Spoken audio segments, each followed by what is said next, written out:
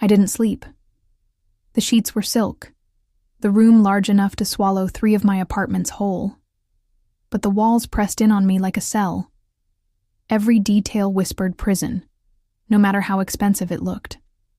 I sat upright on the edge of the bed, arms wrapped around myself, watching the moonlight crawl across the floor. A guard's shadow flickered against the glass outside my door. He wasn't pacing, wasn't even restless, just standing there, watching. Like I was a wild animal that needed a leash. The fury inside me simmered until it was the only thing keeping me warm. I should have fought harder, should have screamed, clawed, demanded he let me leave. But I'd seen the look in Dante's eyes when he ordered me to stay. It wasn't a threat. It was a promise carved into stone. If I'd tried to walk out, I would have been dragged back by force. So I stayed. For now. But I wasn't broken. And I sure as hell wasn't going to be his prisoner forever. The hours crawled. I counted the chimes of some distant clock, each one slicing another piece of me away. By the time dawn slipped through the curtains, I felt raw, hollow, like I'd been sharpened down to a blade. A knock rattled the door. I didn't answer. The door opened anyway. A maid, head bowed, stepped inside. She moved quickly, quietly, placing a tray of breakfast on the table by the window. The smell of coffee hit me like a memory of freedom, of mornings that used to belong to me. "Eat," she murmured, without looking at me.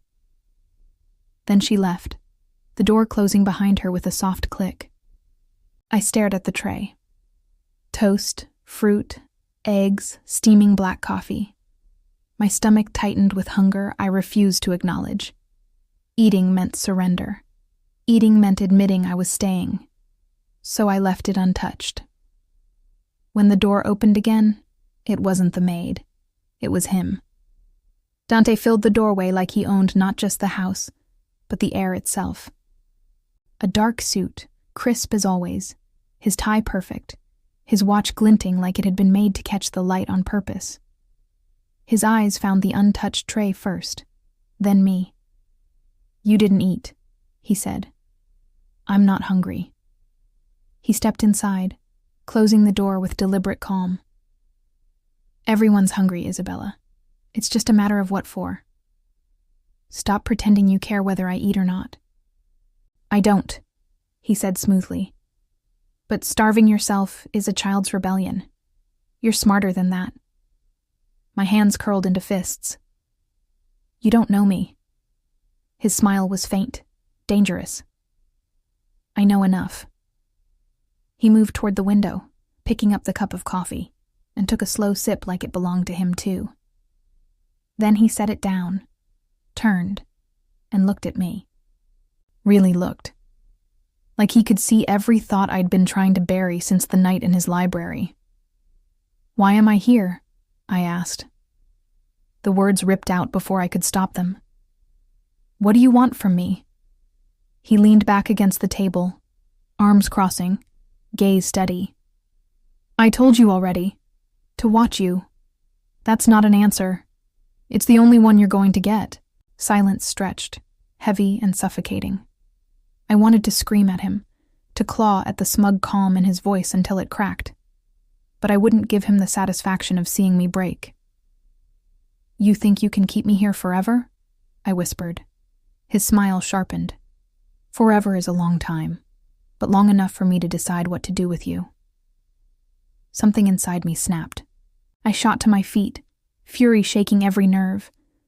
"I'm not yours to decide about." In a heartbeat, he was in front of me, too close. His hand shot up, fingers brushing my jaw, not rough but not gentle either. My breath hitched as his thumb lingered just below my lip.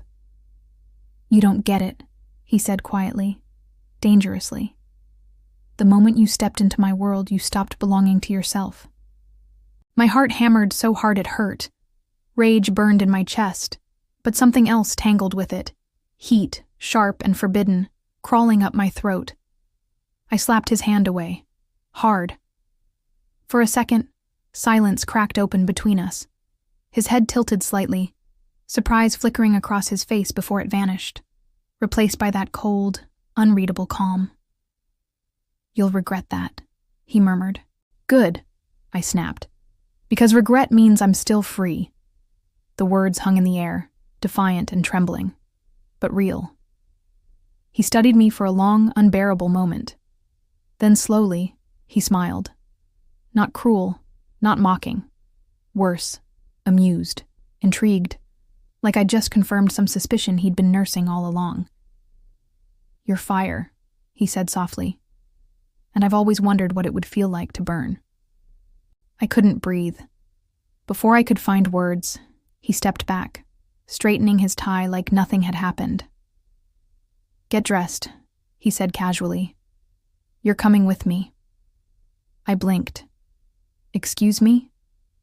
"You wanted to know why you're here. Maybe it's time you saw it for yourself."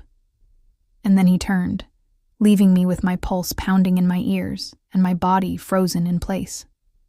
The door closed, and for the first time since this nightmare began, I felt something scarier than rage or fear. Curiosity,